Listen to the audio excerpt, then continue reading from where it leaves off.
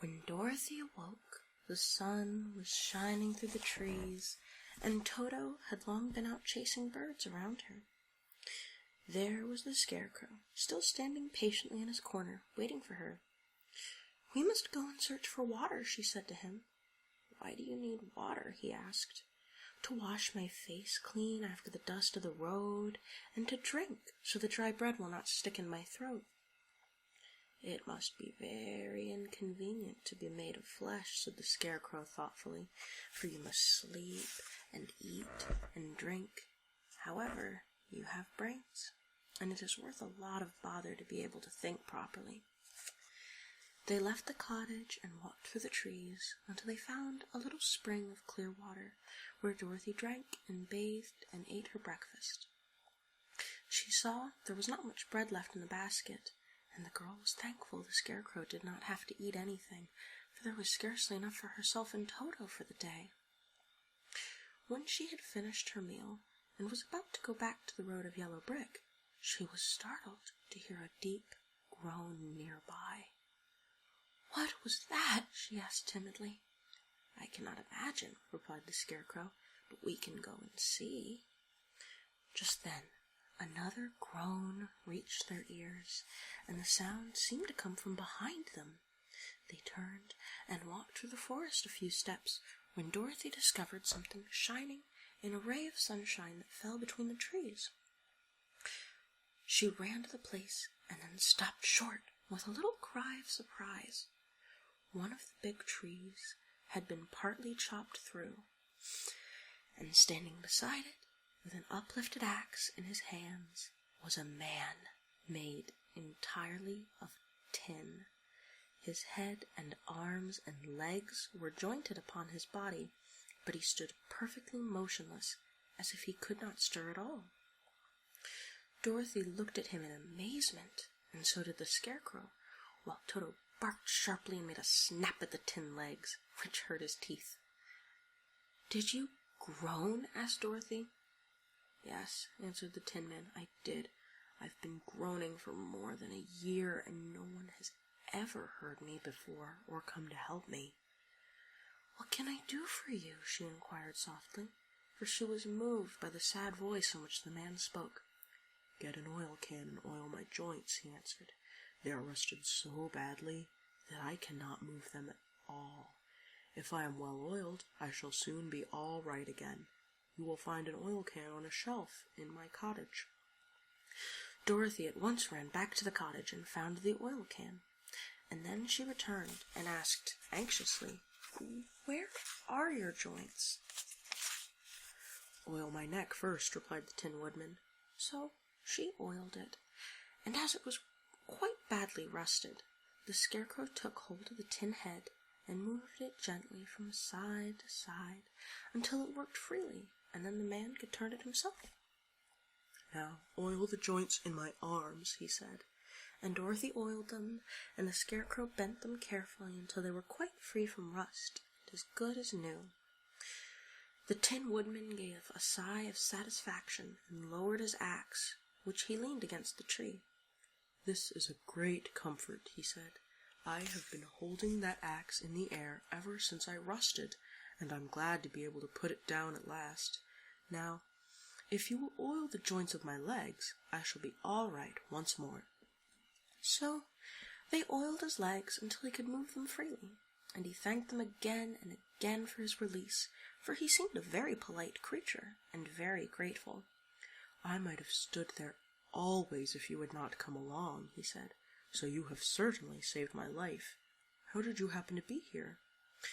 "We are on our way to the Emerald City to see the great Oz," she answered, "and we stopped at your cottage to pass the night." "Why do you wish to see Oz?" he asked. "I want him to send me back to Kansas, and the Scarecrow wants him to put a few brains into his head," she replied. The Tin Woodman appeared to think deeply for a moment. Then he said, "Do you suppose Oz could give me a heart?" "Why, I guess so," Dorothy answered. "It would be as easy as to give the Scarecrow brains." "True," the Tin Woodman returned. "So, if you will allow me to join your party, I will go to the Emerald City and ask Oz to help me." "Come along," said the Scarecrow heartily, and Dorothy added that she would be pleased to have his company. So the Tin Woodman shouldered his axe, and they all passed through the forest until they came to the road that was paved with yellow brick. The Tin Woodman had asked Dorothy to put the oil can in her basket, for, he said, if I should get caught in the rain and rust again, I would need the oil can badly. It was a bit of good luck to have their new comrade join the party, for soon after they had begun their journey again, they came to a place where the trees and branches grew so thick over the road that the travelers could not pass. But the Tin Woodman set to work with his axe and chopped so well that soon he cleared a passage for the entire party.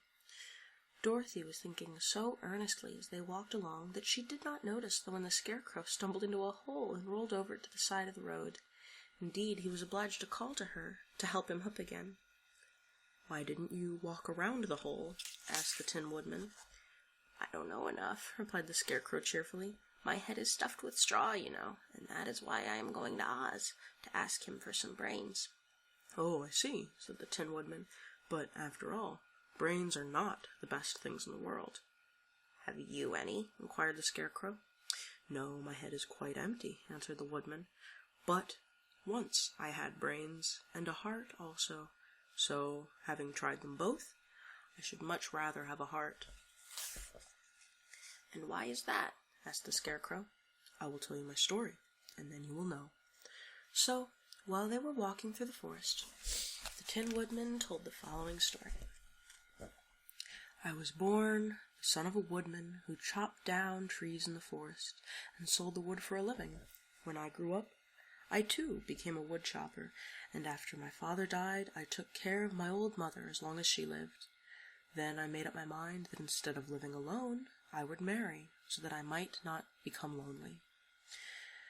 There was one of the Munchkin girls who was so beautiful that I soon grew to love her with all my heart.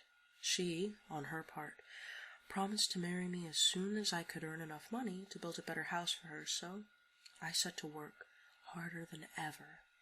But the girl lived with an old woman who did not want her to marry anyone, for she was so lazy she wished the girl to remain with her and do the cooking and the housework.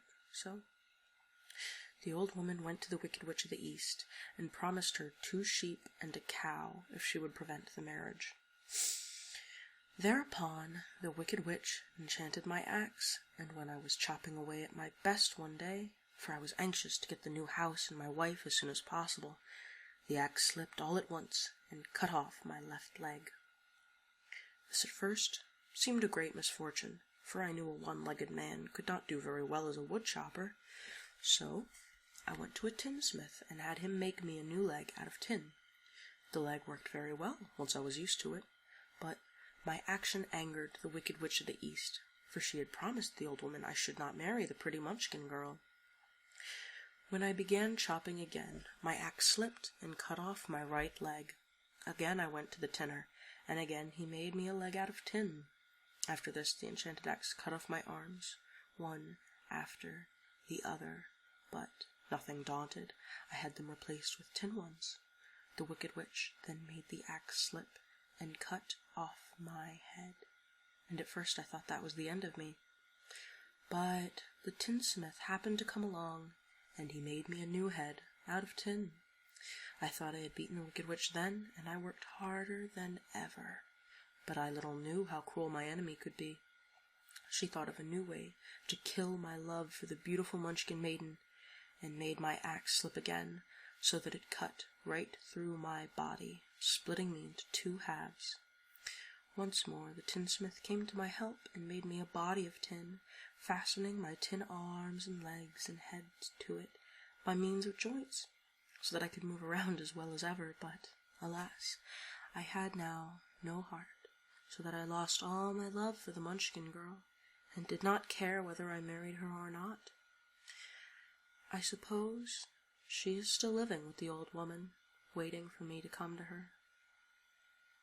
My body shone so brightly in the sun that I felt very proud of it, and it did not matter now if my axe slipped, for it could not cut me. There was only one danger, that my joints would rust.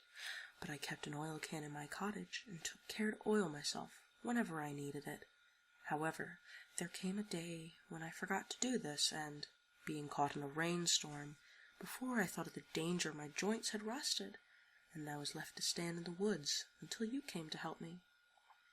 It was a terrible thing to undergo, but during the year that I stood there, I had time to think that the greatest loss I had known was the loss of my heart.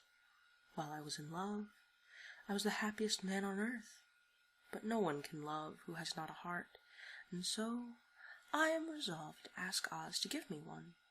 If he does, I will go back to the Munchkin Maiden and marry her. Both Dorothy and the Scarecrow had been greatly interested in the story of the Tin Woodman, and now they knew why he was so anxious to get a new heart. "All the same," said the Scarecrow, "I shall ask for brains instead of a heart, for a fool would not know what to do with a heart if he had one." "I shall take the heart," returned the Tin Woodman, "for brains do not make one happy, and happiness is the best thing in the world." Dorothy did not say anything, for she was puzzled to know which of her two friends was right, and she decided if she could only get back to Kansas and Aunt Em, it did not matter so much whether the Scarecrow had no brains and the Woodman had no heart, or each got what he wanted. What worried her most was that the bread was nearly gone, and another meal for herself and Toto would empty the basket. To be sure, neither the Woodman nor the Scarecrow ever ate anything, but she was not made of tin nor straw, and could not live unless she was fed.